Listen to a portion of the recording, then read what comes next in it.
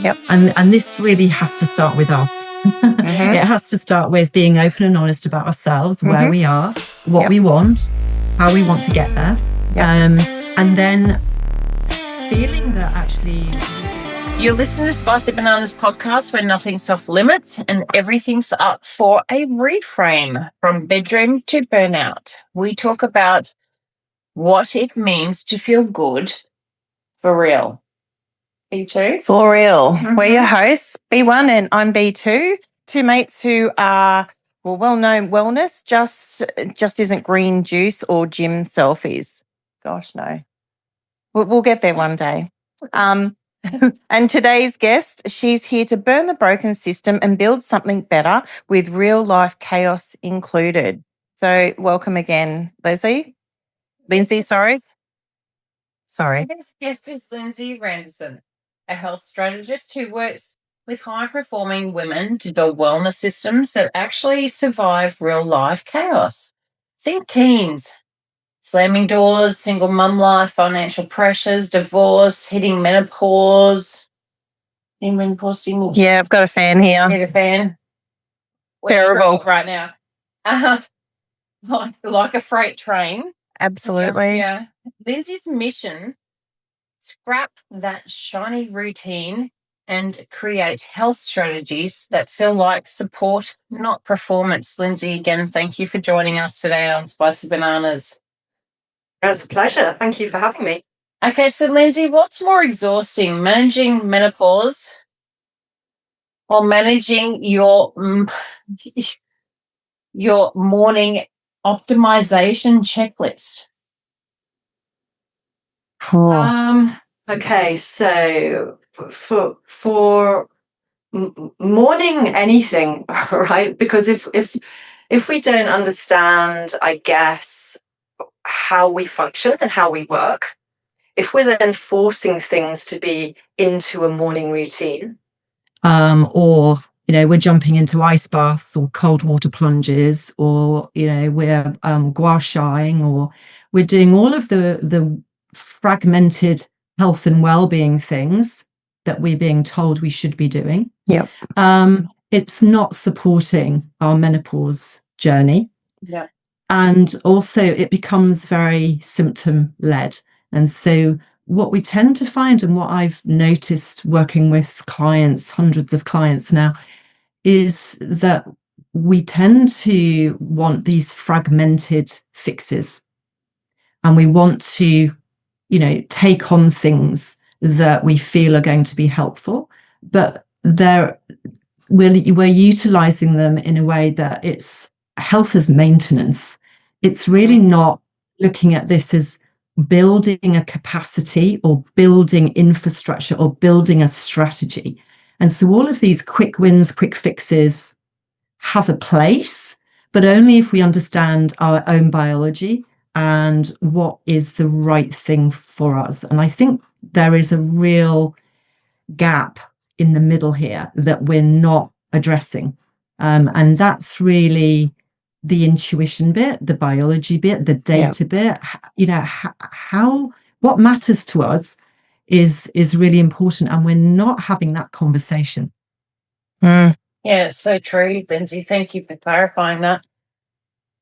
With menopause is clearly, pair of us are going through it. I'm sitting at about 52 in a couple of months.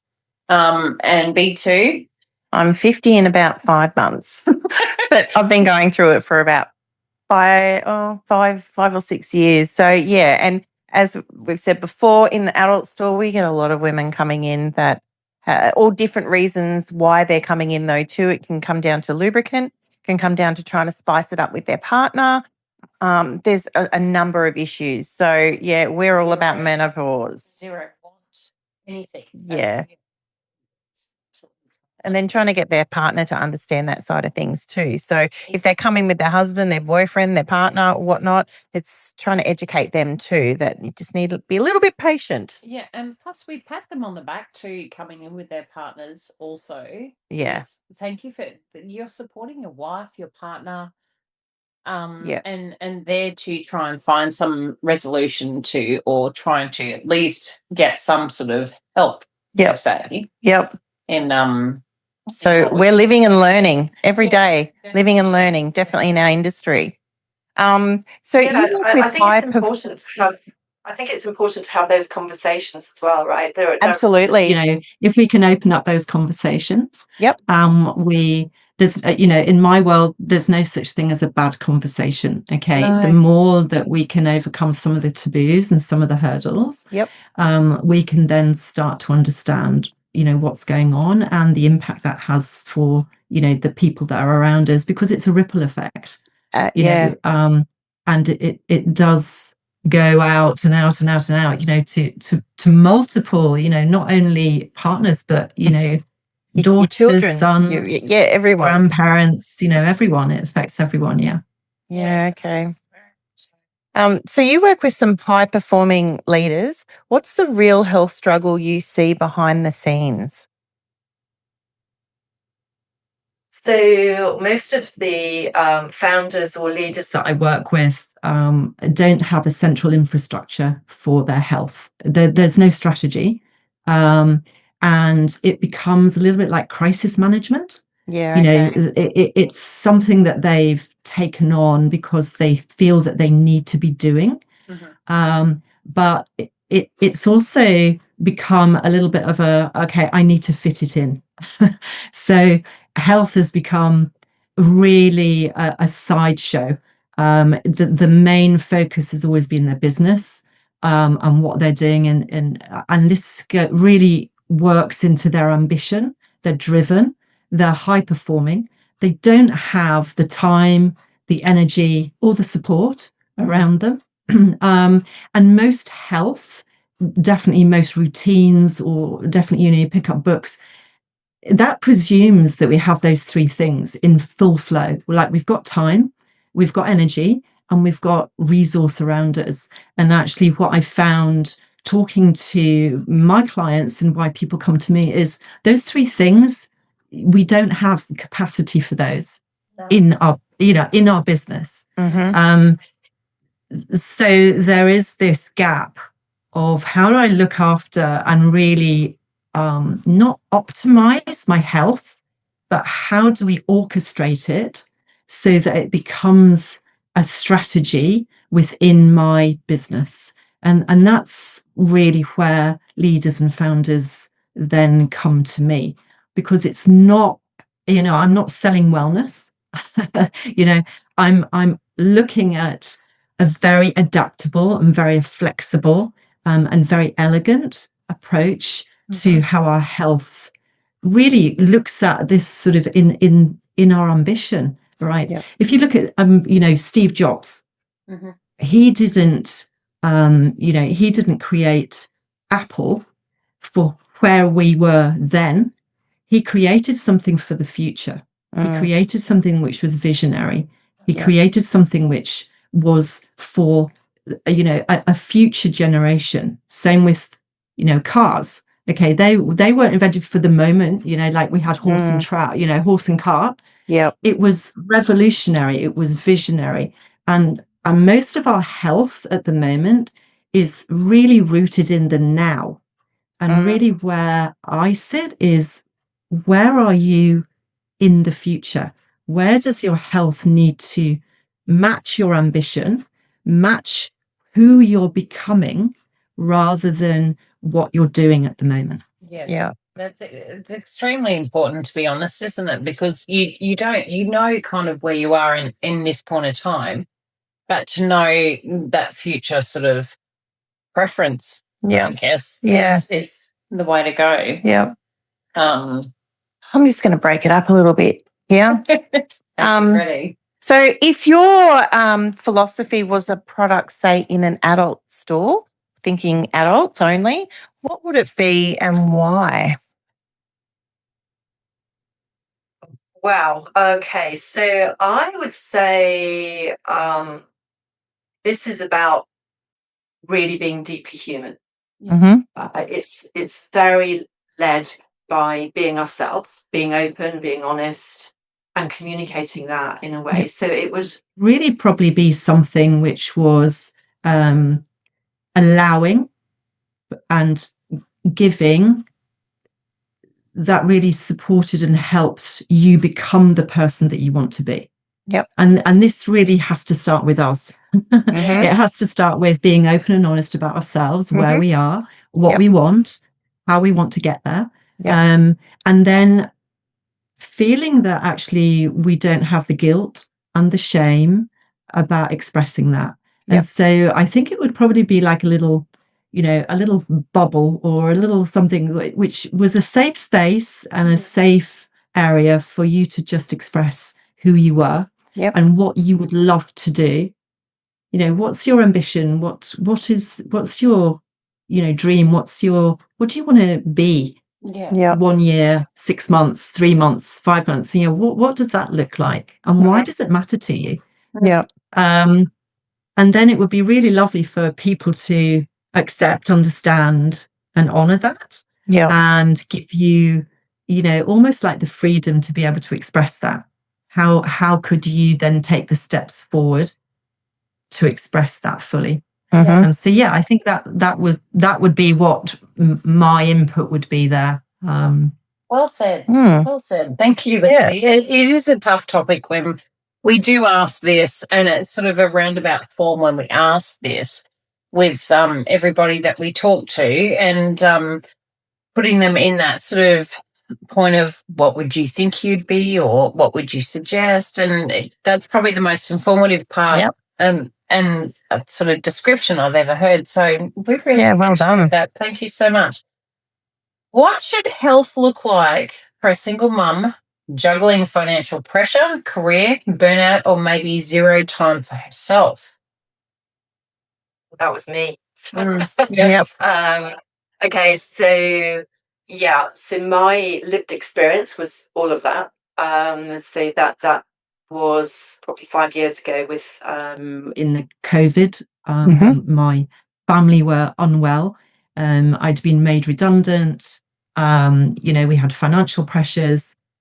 Really, my understanding from that and what I really started to formulate was that these fragmented things that I was trying to do all at once weren't working. And the more I tried to do more, it just kept me in this cycle of I couldn't be consistent, which is, you have to be consistent. Okay, so, we have to be productive. We have to be consistent. We have to have a routine. We have to stick with it, and all of that is really geared up for, I'd say, a 9-5 Monday to Friday, social or, it's a corporate social set of rules that we've taken on board. But it's not lived reality. No. Okay, so definitely not now. No. Not these days. It's not, no. And so if you are, I'm a single mum. I'm now, I have a teenager living with me who's just turned 15. I am working from home. That's me too. She is going through exams. And my lived experience of looking after my health really is about what I call 1% health levers. They're the smallest, smartest inputs that give me the highest return. And so I'm not looking at everything. I'm looking at identifying data. So I work with DNA, my biology first, and then my lived experience. And really it's that intuition, that knowing, that understanding. And that's what I do. So the things that I put together really is much more about structure. And then we can let go of all the other noise. We don't really need to listen to it. We understand what we need. And then we can take those really small things, those health levers, and then we can put those into place. They have much more impact than trying to do it all. And that really was from what I learned going through my time was I didn't need to do it all, even though I had so much pressure and so many people that needed support and help. There was so much financial pressure, emotional pressure, mental angst, physical issues that I didn't have to do all of it. I could really just quieten out the noise and focus in on really what was going to move me forward in the 1%. And I call them the 1% health levers. Yeah. It is. It's so true, though, isn't it? It really is. It makes so much sense. And then they throw in wham, here you go, have menopause while we're at it. Yeah, I was in that as well. Now I'm 57. And I went through menopause 49, 50, just as we were going into lockdown. Right. So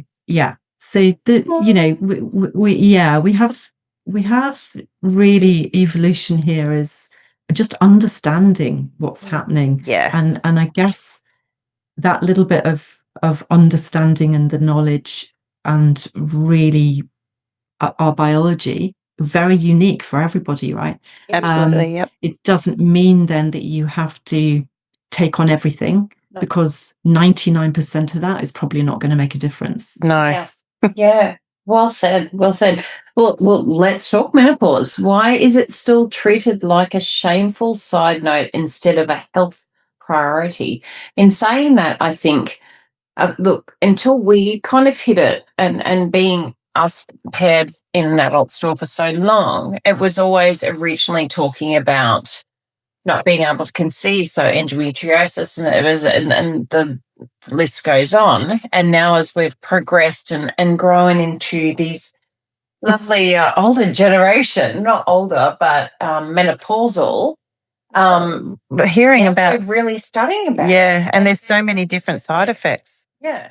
Everyone's different. Yeah. You get certain side effects that seem to be very similar, and then there's ones they just throw out there that is like, oh, I didn't know about that. Yeah. So, yeah. A lady the other day said, oh, I've been going, because I always ask. And I was, well, okay, so when did you start to go into menopause? And she said, oh, about 20 years ago. I looked at her, I said, you need to leave the store. You're telling me I'm going through this for 20 years?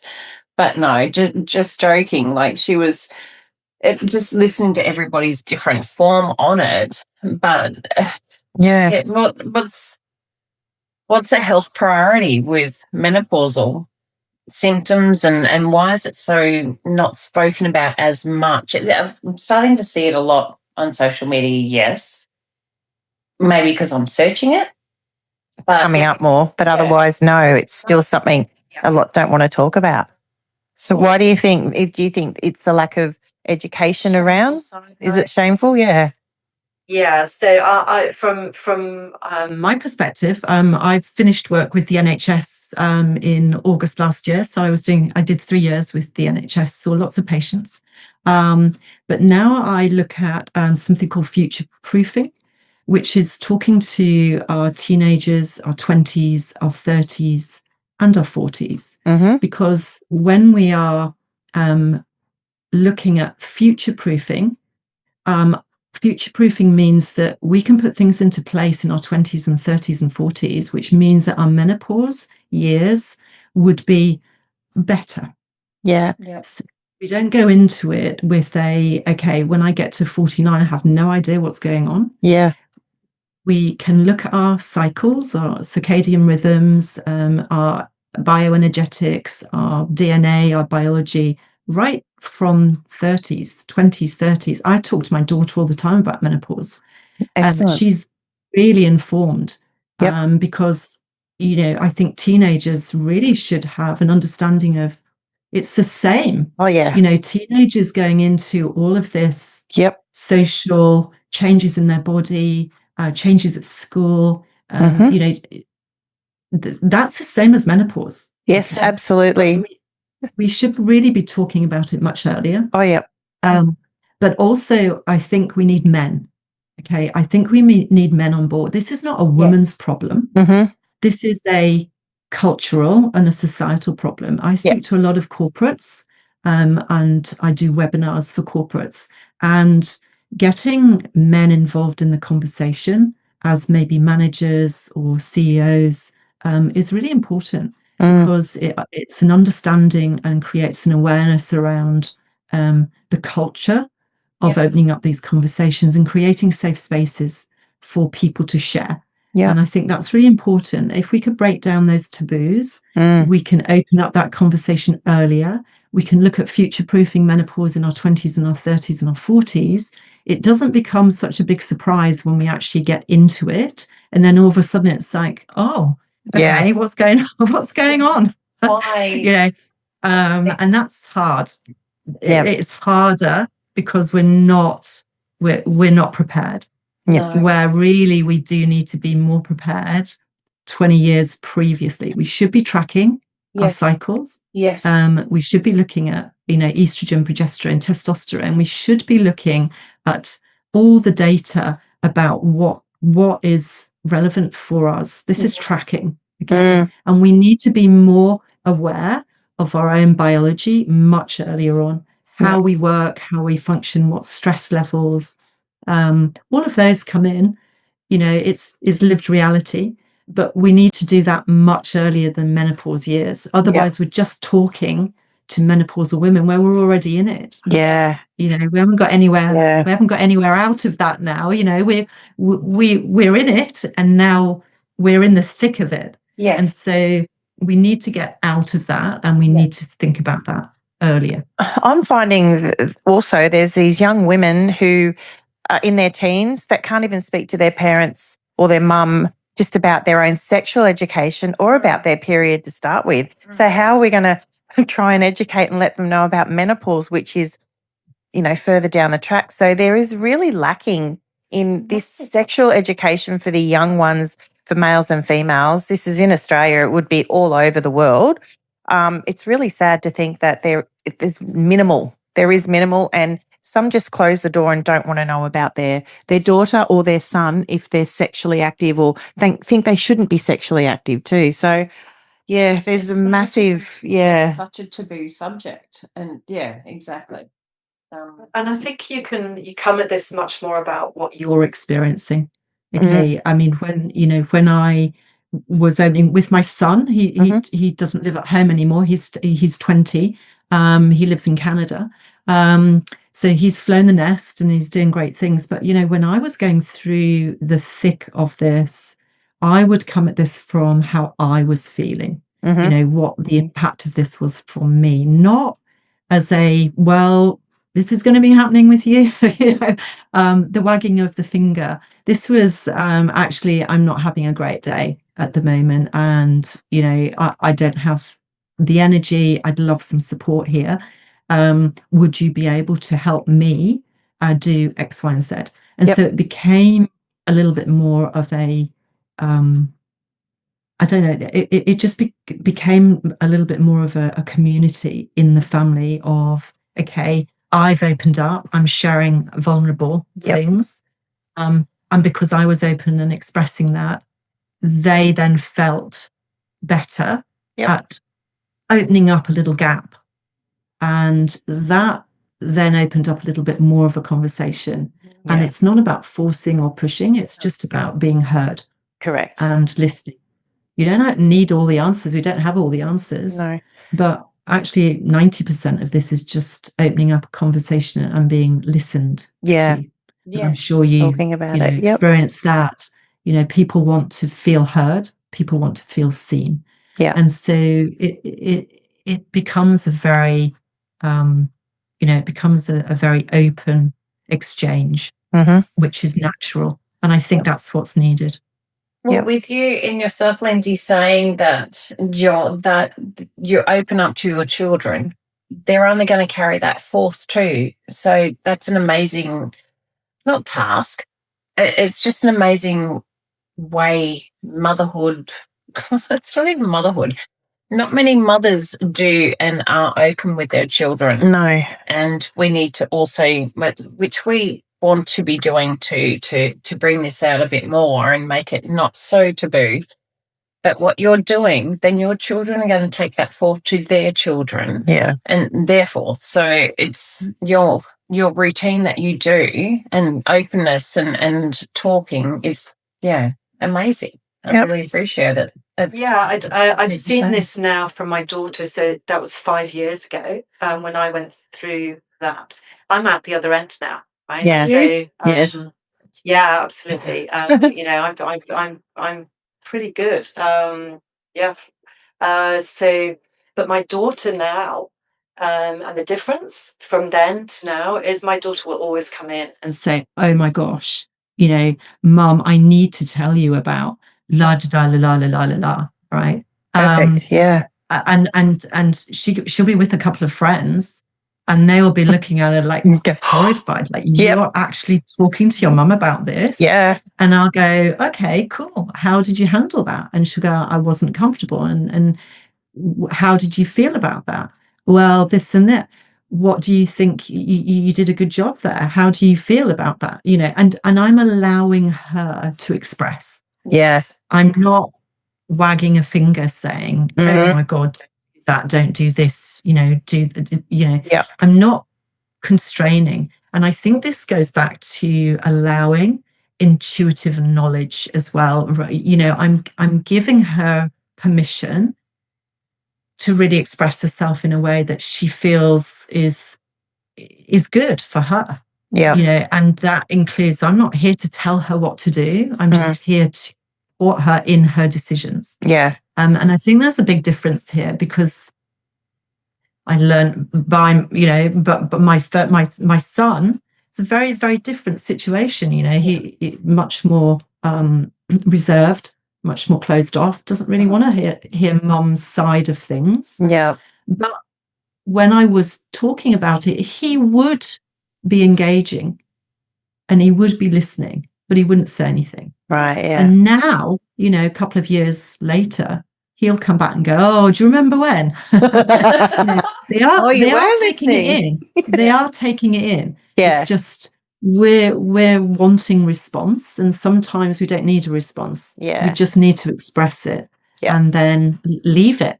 Like it doesn't need to be, it doesn't need to be dug into. Yeah. You can just say and let it go, and it takes its it will time, come back. Yeah. Well, they see that mum's so approachable. You can talk to mum about anything. And especially with your daughter's friends being there too. Then I remember being through high school, early years of high school. My friends would go, every now and then they come and knock at the front door. I'm like, "Oh my gosh, how are you? Is your mum there?" I'm like, "Oh yeah, she's upstairs." They wanted to ask mum something because mum was very open. And I bless her in that to this day. That's why I've got such an open mind to be able to talk to whoever, whenever, and whatever. So you're doing an amazing thing, because I thank my mother for that. And I'm in my 50s. And my friends used to come over not to see me, but to see my mum and talk to her, because not many parents do this. So No. it's a massive And thing. it goes down the line, and that's why you're doing that with your son. Yeah. That's just how it goes. Yeah. And that's why we're doing this podcast too, because we'd love to get everything out there that people are either too shy or can't ask, or there's 1,000 reasons, right? Yeah. But Yeah. Okay, what's your take on high functioning women during all the wellness things but feeling totally disconnected? Yeah. I think this goes back to positioning this as a we have to get better at positioning ourselves first and understanding our own biology, our own DNA, our own systems. We can't, we've almost outsourced our health to expertise, or I've got clients who have come to me because they've got PT, they've got a dietitian, they've got a nutritionist, they've got a sleep doctor, one of them. Okay, so 4 or 5 different experts, but none of them talk to each other. There's a slither of what they're looking at and what their expertise in, and there's nothing wrong with that, but the dots don't match up. There's no commonality, there's no infrastructure, there's no strategy. So it's not something that you can sustain. Yeah. You can't then have these different inputs with no centralized structure. And so when I'm looking at really high functioning or high performing, I'm looking at the structure. I'm looking at what I call infrastructure, but it's for longevity. It's not just a short-term quick fix. It's a long game. It's precision. And it's much more about finding those 1% health levers and then personalizing that, built into your reality, as we've discussed, built into what is actually happening. And then where can we take that into the future? What is it that we can look at that gives you that longevity? It's really adaptable, it's flexible, and it's got to be elegant. That's why I call myself the holistic health architect. It's architecture.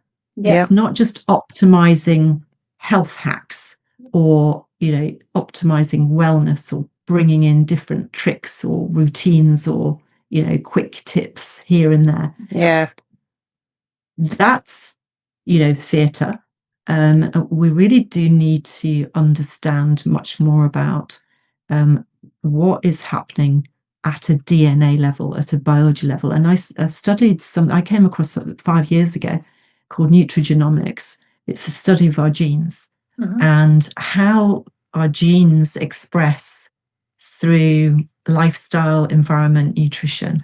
And that really was a changing point for me in understanding the data and then how I can evolve that into really a structure and an infrastructure. And so that's what I work with. It's data, which gives us clarity, but also intuition gives us knowing. And so it's really, it's a humanized form of just understanding where we are and where we want to be, but without this fractured health and well-being sort of, noise that's around us. I mean, the health industry is worth $7 trillion, right? If you think about that's a lot of stuff. Yeah. It's a lot of stuff. Trackables, wearables, supplements, you think about all the health things that we're trying to do, we're trying to fix. That's a lot of stuff. We need to go back to really understanding the fundamentals of what matters to us and work from that point. And that's why leaders come to me, because they don't have the time, the energy, or the resource to be putting in place all this stuff. And we want a better system. It's not, we don't want more tools. We need better systems. Yeah, that's it. Better systems. No more tools. Exactly. No more tools. Look, swipe right or block it forever. Wellness edition. So it's toss 10, but it's wondering, okay, so menopause, biohacking, or just buying more supplements? None of the above. Because I go back to that, the false 1%ers are the things that we think are going to fix us. That's the supplements, which are maybe not bio available for our body to use. So they're dead supplements. They've got fillers or they've got, binders in. That's right. But they're not utilised in our body. So we can be buying a lot of supplements that actually our body can't utilise anyway. We're buying a lot of things, but we're outsourcing everything, and we really need to think about this in a different way. And where I work and where I sit is the opposite. We don't need more, because that keeps us in a cycle of more. We need to make this very, very smallest and the smartest inputs that actually give us the best return. And that's understanding, all of these sort of infrastructure bits first. And so more supplements, yes, supplements have a place, but only when we understand what our biology needs. Menopause, start earlier. Don't get into the menopause years, future-proof your menopause. And what was your third? Let me flick back through my pages. So it was, menopause, biohacking, or just buying more supplements. So, but biohacking is the same. Okay, biohacking is where we, it's cutting edge. We think it's a strategy. But actually biohacking, for just biohacking's sake, is the same thing. It's just a different format. Unless we understand what we're using it for, Yeah. then it's just a performance art. It's performance health. So in Australia, there are women's health clinics. They're very far and few between that I know of. I won't completely state that, but where they can take all your levels of estrogen, testosterone, and blah blah, and then you go to a biochemist who makes up something individually for you. How do you rate that? Yeah, so tracking and understanding our own biology would be led by something like that. So, because that's the starting point. We need to get better at understanding what's going on in our own DNA, our own biology. And understanding that then gives us the foundational part to build on. We're sort of missing that bit at the moment. We're all individual. We're all, created. And that's why menopause is so different, right? Because everybody will experience menopause differently. Some will have symptoms, some won't, some will sail through it. Well, that's down to your DNA. That's down to your biology. That's down to how you function. Cortisol levels, stress levels, hormone levels. They're all your individual expression. And so we can't really say, oh, well, take this and this is going to help. Because it might not. It might help, it might help your partner, or it might help a friend, and they come back and say, oh, I took this supplement, it was amazing, I feel much better. Great.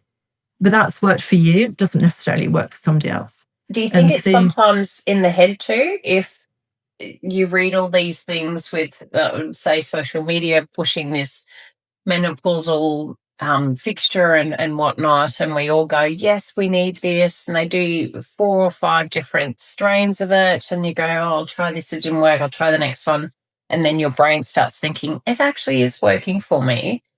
Is it more of a that sort of, it's dopamine, right? So it's feel good. It's feel good. Okay, it's a feel good thing when we take things and think, oh, okay, this is working. I feel great, but it's not sustainable.